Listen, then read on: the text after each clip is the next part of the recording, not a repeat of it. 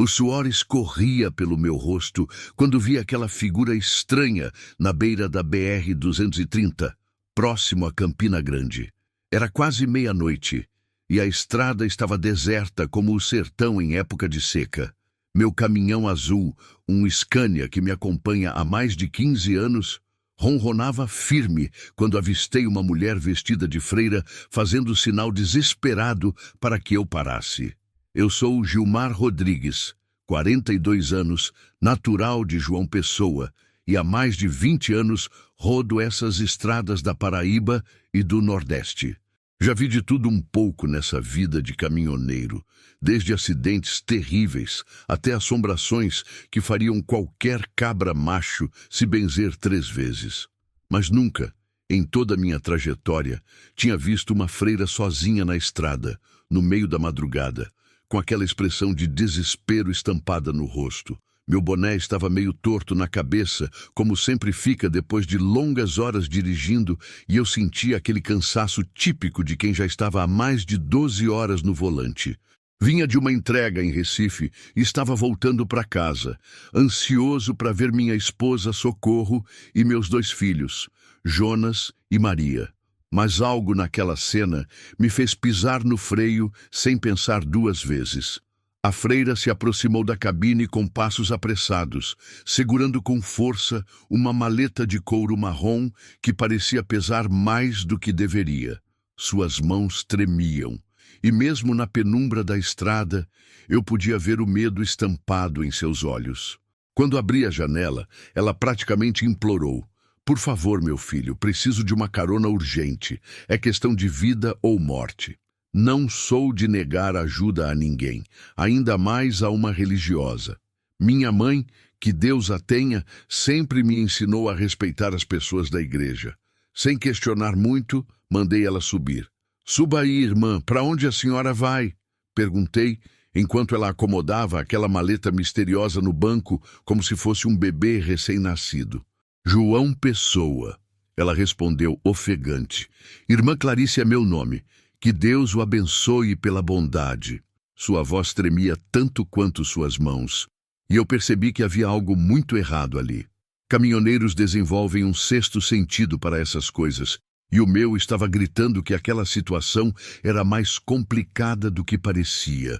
Enquanto seguíamos pela estrada, notei pelo retrovisor um carro preto que parecia nos seguir a alguns quilômetros. Irmã Clarice olhava constantemente para trás, apertando ainda mais a maleta contra o peito. "Tem alguém nos seguindo, irmã?" perguntei, tentando manter a calma. Ela apenas balançou a cabeça, mas seus olhos denunciavam o contrário. O silêncio na cabine era pesado como chumbo. Eu tentava entender o que estava acontecendo, mas quanto mais observava o comportamento da freira, mais questions surgiam na minha cabeça. Aquela maleta obviamente continha algo importante, importante o suficiente para fazer uma religiosa fugir no meio da madrugada. E o carro que nos seguia não era coincidência. De repente, irmã Clarice se benzeu e sussurrou uma oração que não conseguia entender completamente. O medo em sua voz era palpável e eu senti um arrepio subir pela espinha. 20 anos de estrada me ensinaram que quando uma pessoa de fé fica com tanto medo, é porque a situação é realmente grave. Acelerei um pouco mais, decidido a ajudar aquela mulher, sem imaginar que estava prestes a mergulhar na aventura mais perigosa da minha vida. O carro preto continuava nos seguindo, mantendo sempre a mesma distância, como uma sombra grudada no asfalto. Irmã Clarice não parava de olhar pelo retrovisor e eu percebia que ela estava travando uma batalha interna entre me contar a verdade ou continuar mantendo o segredo.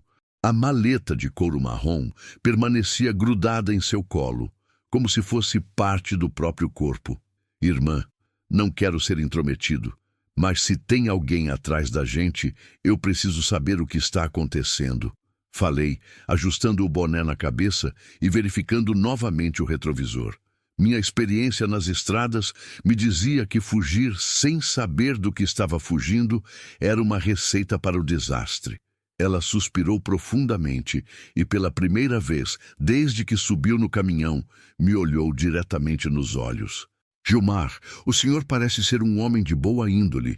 Vou confiar no senhor porque não tenho escolha. Sua voz estava mais firme agora, mas ainda tremia. Esta maleta contém documentos que podem destruir vidas inocentes ou salvar muitas outras. Senti meu coração acelerar. Documentos importantes não circulam no meio da madrugada sem uma boa razão, e pessoas não perseguem freiras por qualquer coisa. Que tipo de documentos, irmã? Perguntei, mantendo a concentração na estrada, mas sentindo a curiosidade me corroer por dentro. Evidências de corrupção em um orfanato em Campina Grande, ela respondeu, baixando a voz como se as próprias palavras fossem perigosas. Crianças sendo negligenciadas, verbas desviadas, situações terríveis demais para descrever. Eu era administradora financeira e descobri tudo por acaso. Quando tentei denunciar internamente, me ameaçaram de morte.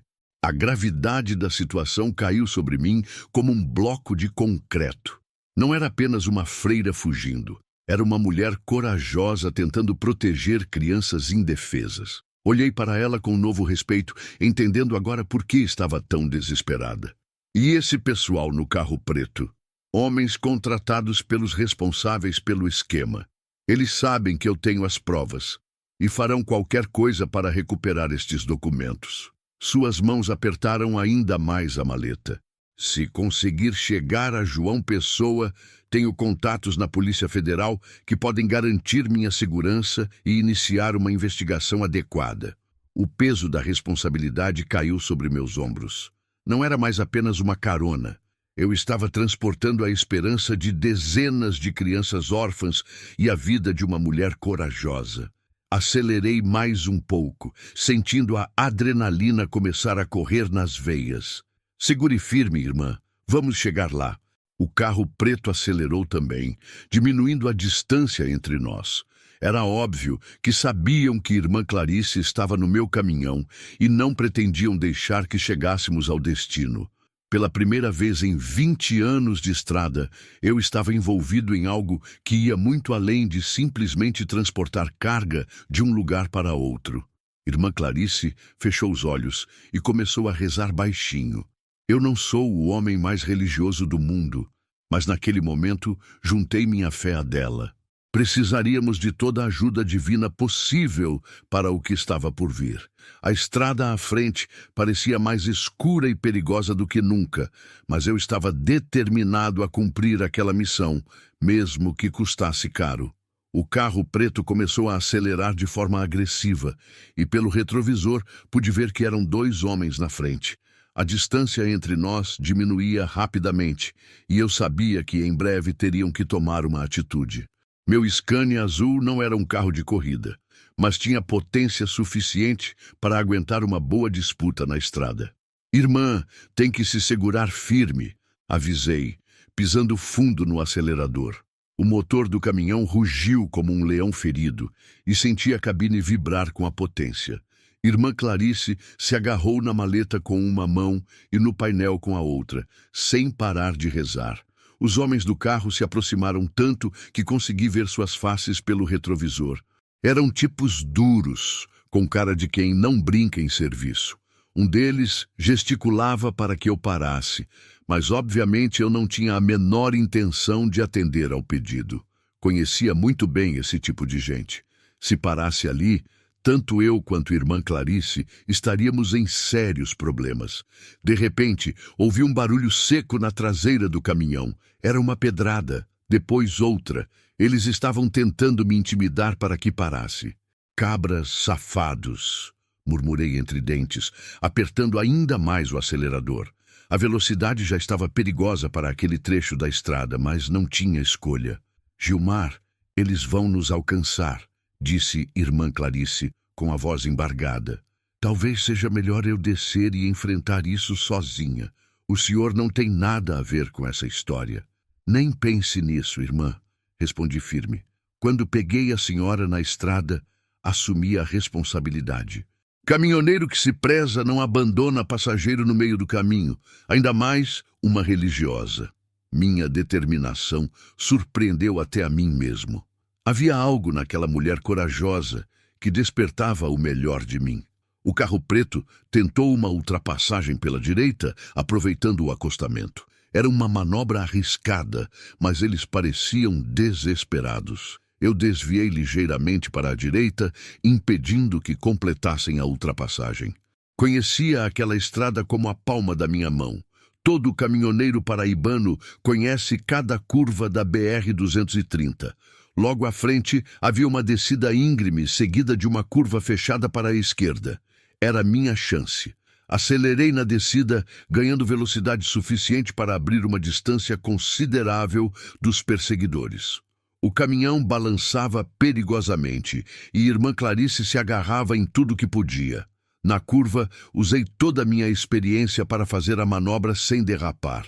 O carro preto, não conhecendo a estrada como eu, teve que diminuir drasticamente a velocidade para não capotar. Consegui abrir uma vantagem preciosa, mas sabia que não duraria muito tempo.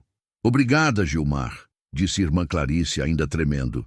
O senhor está arriscando sua vida por uma causa que nem conhecia há uma hora atrás. Irmã, minha mãe sempre dizia que Deus coloca as pessoas certas no nosso caminho na hora certa. Talvez eu esteja aqui exatamente para isso. As palavras saíram da minha boca sem que eu pensasse muito, mas senti que eram verdadeiras. Havia algo maior acontecendo ali, algo que ia além da minha compreensão. A perseguição estava longe de terminar, mas eu estava começando a acreditar que talvez tivéssemos uma chance real de chegar a João Pessoa. A estrada à frente ainda reservava muitos desafios, mas agora eu tinha certeza de que estava fazendo a coisa certa. A vantagem que consegui na curva durou menos do que eu esperava. O carro preto voltou a aparecer no retrovisor e dessa vez estava acompanhado. Um segundo veículo, uma caminhonete escura, havia se juntado à perseguição. Meu coração disparou.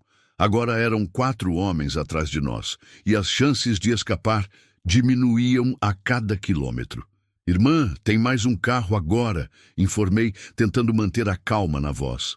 Ela olhou para trás e empalideceu ainda mais. A maleta de couro marrom continuava firmemente agarrada contra seu peito como se fosse um escudo protetor. Conhecendo a estrada, eu sabia que logo à frente havia a ponte sobre o rio Paraíba. Era um trecho perigoso, especialmente à noite, com apenas uma faixa em cada sentido e sem acostamento. Se eles tentassem alguma coisa ali, seria um verdadeiro desastre. Gilmar, pare o caminhão, disse Irmã Clarice de repente. Isso já foi longe demais. Eles querem apenas os documentos, não querem fazer mal ao senhor. Irmã, com todo respeito, a senhora não conhece esse tipo de gente como eu conheço, respondi, mantendo o pé firme no acelerador. Se eles conseguirem esses documentos, não vão deixar testemunhas vivas, nem eu, nem a senhora. Quando chegamos à ponte, vi um caminhão parado atravessado na pista, bloqueando completamente a passagem. Era uma armadilha bem planejada. 2 homens estavam ao lado do veículo. E pelo jeito que se posicionaram, era óbvio que estavam esperando por nós. Tive que frear bruscamente, fazendo os pneus cantarem no asfalto. Acabou, Gilmar, disse Irmã Clarice com lágrimas nos olhos. Não tem como passar. Mas eu não era caminhoneiro há 20 anos à toa. Observei rapidamente as opções. À direita havia uma pequena estrada de terra que levava a um povoado. Era arriscado, especialmente com o peso do caminhão. Mas era a nossa única chance. Segure firme, irmã. Vamos sair dessa ponte de um jeito diferente. Engrenei a ré e comecei a recuar rapidamente. Os homens que estavam na ponte ficaram confusos por um momento, não esperando essa manobra. O carro preto e a caminhonete que nos perseguiam tiveram que parar bruscamente para não colidir conosco. Encontrei a entrada da estrada de terra e virei bruscamente para a direita. O caminhão balançou violentamente e por um momento achei que íamos capotar. Irmã Clarice gritou, mas consegui manter o controle. A estrada era esburacada e estreita, mas era nosso único escape. Para onde vai essa estrada?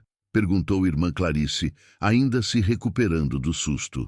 Pro povoado de Riacho Fundo. De lá, conheço outros caminhos para chegar a João Pessoa sem passar pela BR principal. Minha confiança estava voltando. Conhecer as estradas secundárias da Paraíba era uma vantagem que aqueles bandidos não tinham. No retrovisor, vi que o carro preto tentava nos seguir, mas a estrada de terra estava dificultando a perseguição. O peso do caminhão me ajudava a ter mais aderência, enquanto eles derrapavam na terra solta.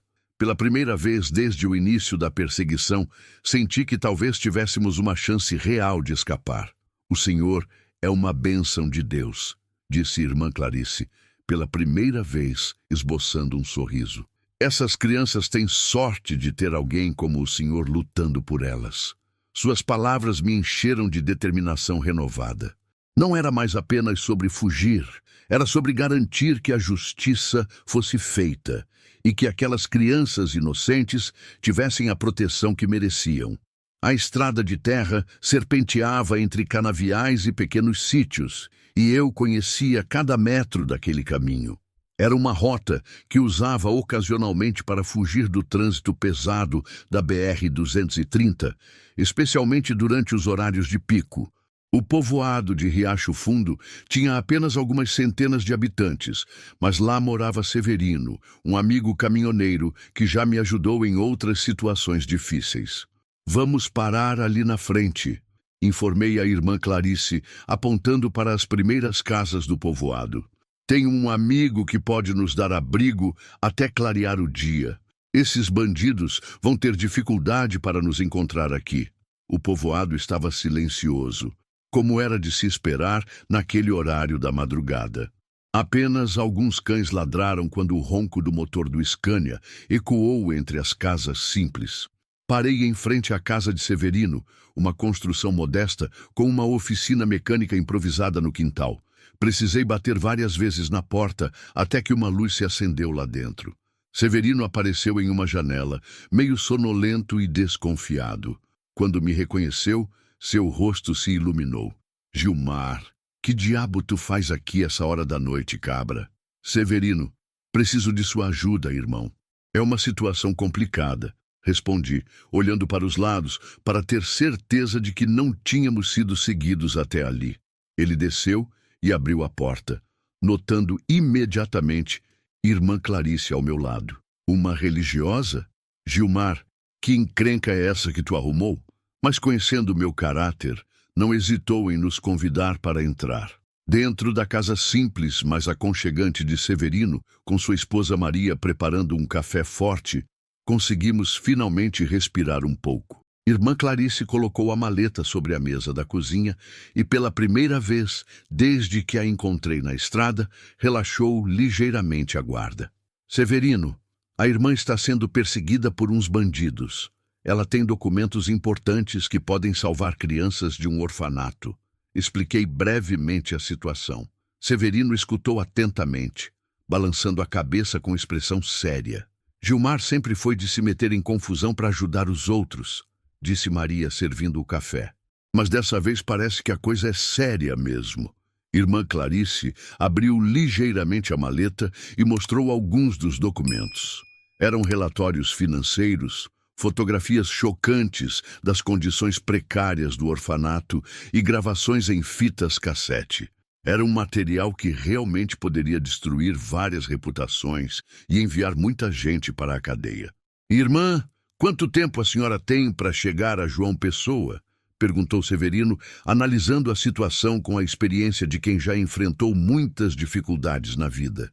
Tenho um encontro marcado com um delegado da Polícia Federal às 8 da manhã. Se eu não aparecer, ele vai assumir que algo aconteceu comigo e todo o esquema pode vir à tona de forma desorganizada, prejudicando as investigações. Olhei o relógio. Já passava das 3 da manhã. Tínhamos apenas 5 horas para percorrer um caminho que normalmente levaria 2 horas, mas agora teria que ser feito por estradas secundárias e com extremo cuidado. Gilmar, Conheço um caminho por dentro, passando por Mogeiro e Itabaiana. É mais longo, mas totalmente fora do radar desses bandidos, sugeriu Severino. Só que vai precisar sair agora, antes que eles organizem busca pelos povoados. A decisão estava tomada. Agradecemos a hospitalidade de Severino e Maria e nos preparamos para a etapa final da jornada. Mas quando saímos da casa, um arrepio subiu pela minha espinha. Havia algo no ar que não me passava confiança. A noite estava longe de terminar e eu tinha a sensação de que os piores momentos ainda estavam por vir. Estávamos carregando algumas garrafas de água que Maria havia preparado quando escutei o som inconfundível de motores se aproximando. Eram pelo menos 2 carros, vindo pela mesma estrada de terra que havíamos usado para chegar ao povoado. Meu sangue gelou. Eles haviam conseguido nos rastrear até Riacho Fundo. Severino, eles estão chegando, sussurrei urgentemente. Tem algum lugar onde possamos esconder o caminhão? Severino olhou nervoso para os lados, mas antes que pudesse responder, Maria apareceu na porta com uma expressão estranha no rosto. Gilmar, talvez seja melhor vocês entregarem logo esses documentos. Essa confusão já durou tempo demais. Algo na voz dela me chamou a atenção. Olhei para Severino e vi que ele evitava meu olhar. Um frio na barriga me disse que alguma coisa estava muito errada ali. Severino, o que está acontecendo, irmão? Desculpa, Gilmar, ele disse com a voz embargada. Eles me ligaram há uns minutos. Disseram que se eu não entregasse vocês, iam fazer mal a Maria e às crianças. Eu não podia arriscar minha família. A traição doeu mais do que qualquer soco que já levei na vida. Severino era um amigo de longa data, alguém em quem eu confiava cegamente. Mas olhando para a situação dele, pai de 3 filhos pequenos e casado com uma mulher que amava, eu meio que entendi o dilema terrível que enfrentou. Irmã, temos que sair daqui agora, falei, segurando seu braço e correndo em direção ao caminhão. Os faróis dos carros perseguidores já eram visíveis no fim da rua de terra. Não tínhamos nenhum minuto para perder. Irmã Clarice agarrou a maleta e correu comigo, mas seus passos eram mais lentos devido à idade e ao cansaço. Gilmar, talvez seja melhor eu ficar. O senhor não precisa se sacrificar por minha causa. Nem pensar, irmã. Já chegamos muito longe para desistir agora. Ajudei-a a subir na cabine e liguei o motor, que felizmente pegou na primeira tentativa. Severino estava parado na frente da casa, com lágrimas nos olhos, vendo nossa fuga desesperada. Saí em disparada pela única rua que levava para fora do povoado, mas logo percebi que havia um problema. Os carros perseguidores vinham exatamente pela mesma estrada, bloqueando nossa saída. Era como estar preso em um beco sem saída, com predadores se aproximando de todos os lados. Tem alguma outra saída deste povoado? Perguntei à irmã Clarice, que conhecia melhor a região por ter trabalhado em várias comunidades rurais. Tem uma trilha que passa por trás da igreja, mas é muito estreita. Não sei se um caminhão consegue passar, ela respondeu, apontando para uma direção que eu não havia notado antes. Era nossa única chance. Virei bruscamente para a esquerda, passando por entre 2 casas e chegando até a igreja do povoado. A trilha realmente era estreita, com árvores dos 2 lados quase tocando o caminhão. Galhos arranhavam a carroceria, e eu torcia para que não encontrássemos nenhum obstáculo intransponível. No retrovisor, vi que pelo menos um dos carros tinha conseguido nos seguir, mesmo com dificuldade. A perseguição havia recomeçado, mas agora em um terreno ainda mais perigoso. Cada metro que avançava naquela trilha era uma aposta de que conseguiríamos sair do outro lado antes que os perseguidores encontrassem uma forma de nos interceptar. A traição de Severino ainda doía no peito, mas eu não podia me dar ao luxo de pensar nisso agora. Tinha uma missão a cumprir, e nada nem ninguém ia me impedir de levar irmã Clarice e seus documentos em segurança até João Pessoa. A trilha por trás da igreja de Riacho Fundo era ainda mais traiçoeira do que irmã Clarice havia descrito. Raízes de árvores antigas criavam obstáculos naturais, e em alguns pontos o caminho se estreitava tanto que eu tinha certeza de que o caminhão não passaria. Mas, de alguma forma, metro por metro, conseguíamos avançar. Gilmar, cuidado com aquela árvore caída ali na frente, alertou irmã Clarice, apontando para um tronco que bloqueava parcialmente a passagem. Era um eucalipto que aparentemente havia caído durante a última chuva forte. Parei o caminhão e desci para avaliar a situação. O tronco era grosso, mas talvez pudesse movê-lo o suficiente para abrir uma passagem. Atrás de nós, escutava os motores dos perseguidores se aproximando, lutando contra a vegetação densa da mata. Irmã, precisa me ajudar aqui, pedi, enquanto tentava empurrar o tronco. Ela desceu da cabine, ainda segurando a maleta, e juntos conseguimos rolar o eucalipto para o lado. Era impressionante a força que aquela mulher de aparência frágil demonstrava quando necessário. Voltamos ao caminhão e continuamos a fuga desesperada. A trilha começou a abrir ligeiramente e pude ver que estávamos nos aproximando de uma estrada de chão batido maior. Se conseguíssemos chegar lá, teríamos mais opções de rota para João Pessoa. Foi então que aconteceu algo que até hoje tenho dificuldade para explicar. O motor do Scania começou a falhar, fazendo aquele barulho característico de quando está prestes a pifar. Depois de 20 anos cuidando daquele caminhão, eu conhecia cada som que ele fazia, e aquele não era um som bom. Não pode parar agora não, murmurei, batendo no volante com frustração. Tentei acelerar, mas o motor tossia como um homem com pneumonia. Estávamos a apenas alguns metros da estrada maior quando o Scania deu suas últimas sacudidas e parou completamente. O silêncio que se seguiu foi ensurdecedor. Apenas o barulho da mata e, ao longe, os motores dos perseguidores que se aproximavam implacavelmente. Irmã Clarice me olhou com uma mistura de medo e resignação. Parece que chegou nossa hora, Gilmar, ela disse, apertando a maleta contra o peito. Pelo menos tentamos. Mas eu não estava disposto a desistir. Desci novamente da cabine e abri o capô, procurando desesperadamente algum problema que pudesse resolver rapidamente. Foi quando vi. Um fio do sistema elétrico havia se soltado, provavelmente devido aos galhos que arranharam o caminhão durante a passagem pela trilha. Com mãos trêmulas, reconectei o fio e tentei dar a partida. Nada. Tentei novamente, rezando baixinho. Na terceira tentativa, o motor rugiu de volta à vida, como se tivesse ressuscitado dos mortos. É um milagre, sussurrou irmã Clarice, se benzendo. Nossa Senhora nos protegeu.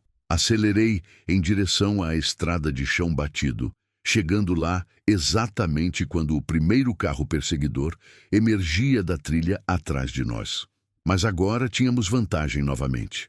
Eu conhecia aquela região como ninguém. E eles estavam em território desconhecido. Virei à direita na estrada de chão batido, levantando uma nuvem de poeira que dificultaria a visão dos perseguidores. A cada quilômetro que avançávamos, eu sentia que estávamos mais próximos da salvação. João Pessoa não estava mais tão distante, e o amanhecer começava a clarear o horizonte. O sol começava a nascer quando finalmente chegamos às proximidades de João Pessoa.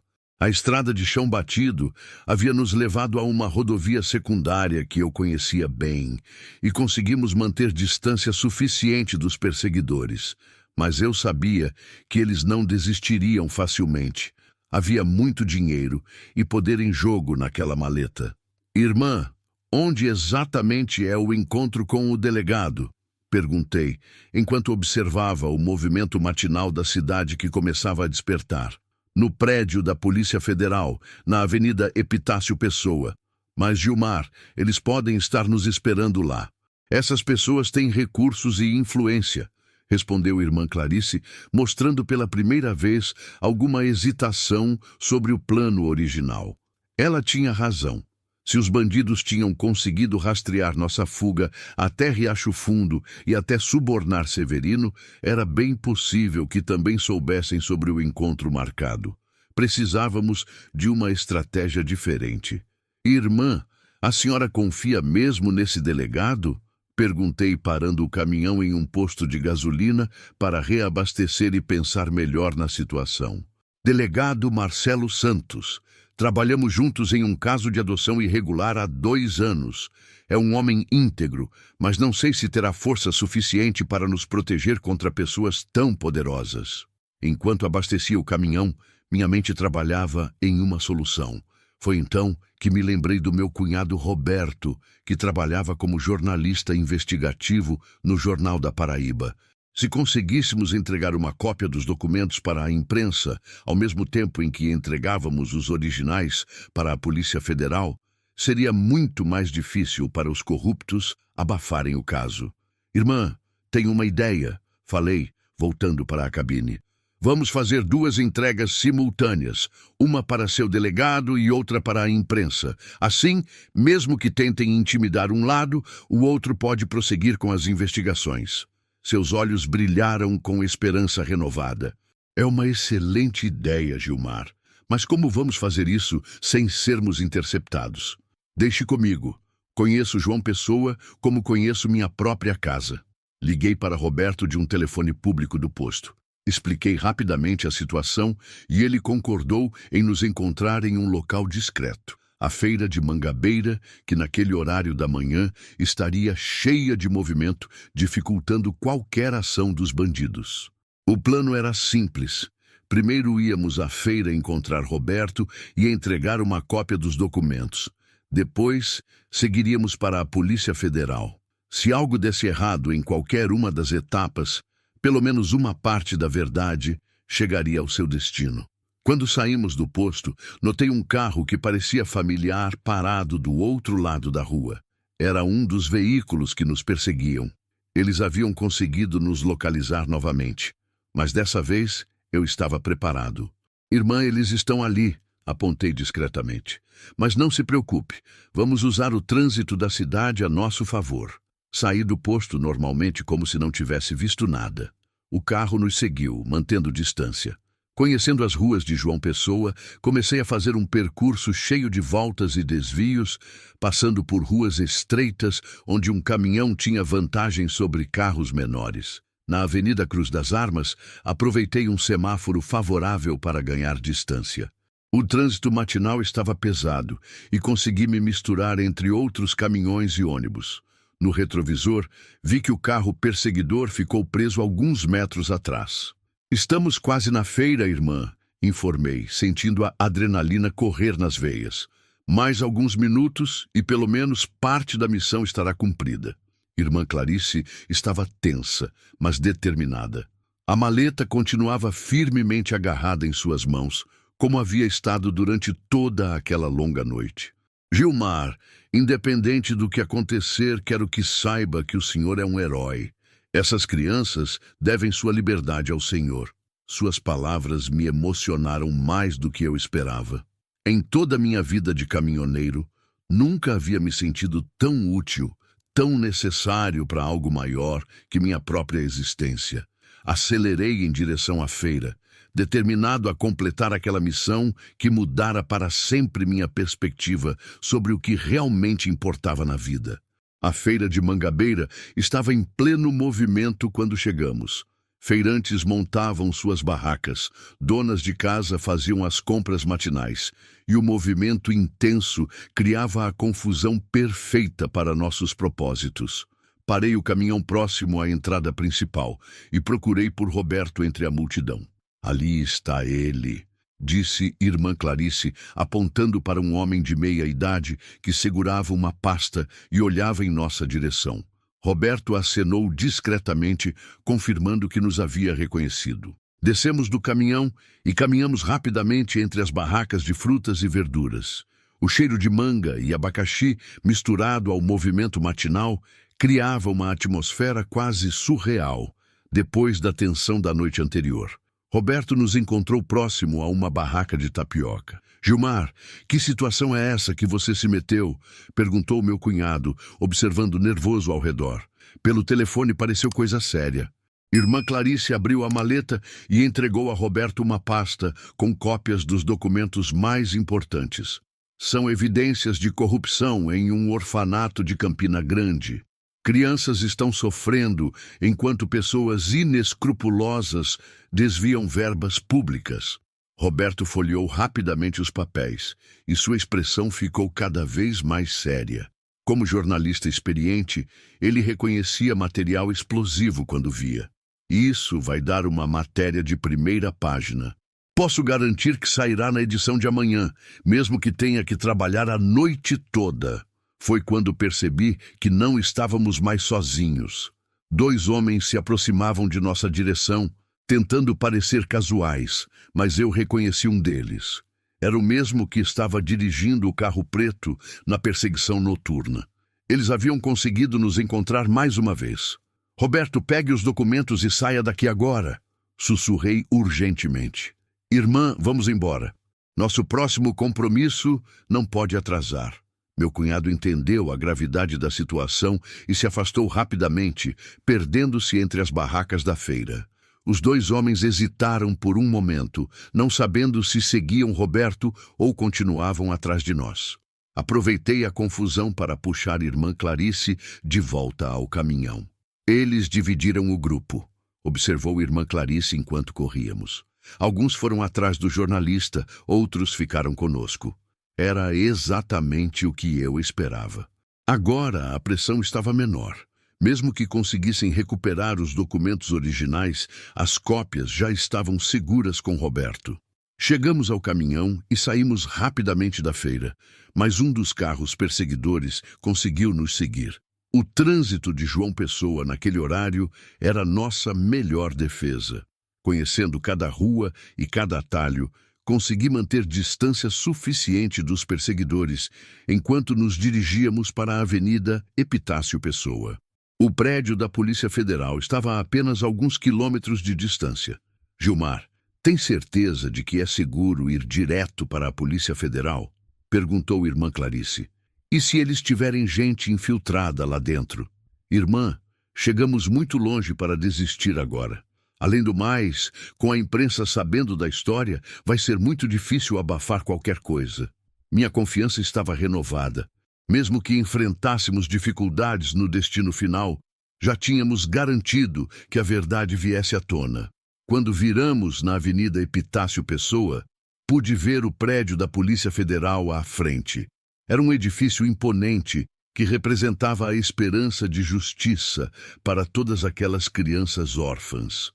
Acelerei o último trecho, determinado a completar a missão que havia mudado completamente minha vida nas últimas horas. O carro perseguidor ainda estava atrás de nós, mas agora não importava mais. Estávamos a poucos metros da linha de chegada de uma corrida que havia durado a noite inteira e que determinaria o futuro de muitas vidas inocentes. Estacionei o Scania azul em frente ao prédio da Polícia Federal exatamente às 7h45 da manhã, 15 minutos antes do horário marcado por irmã Clarice com o delegado Marcelo Santos. O sol da manhã iluminava a fachada do edifício e pela primeira vez em muitas horas senti uma sensação de alívio real. O carro que nos perseguia parou do outro lado da rua, mas seus ocupantes não desceram. Era óbvio que não tentariam nada em frente a um prédio da Polícia Federal. A partida estava ganha, pelo menos por enquanto. Chegamos, irmã, falei, olhando para aquela mulher corajosa que havia mudado minha vida em uma única noite. A senhora conseguiu. Essas crianças vão ter a justiça que merecem. Irmã Clarice segurou minha mão por um momento, com lágrimas nos olhos. Gilmar, sem o senhor, eu nunca teria conseguido. O senhor é um instrumento de Deus, mesmo que não acredite nisso.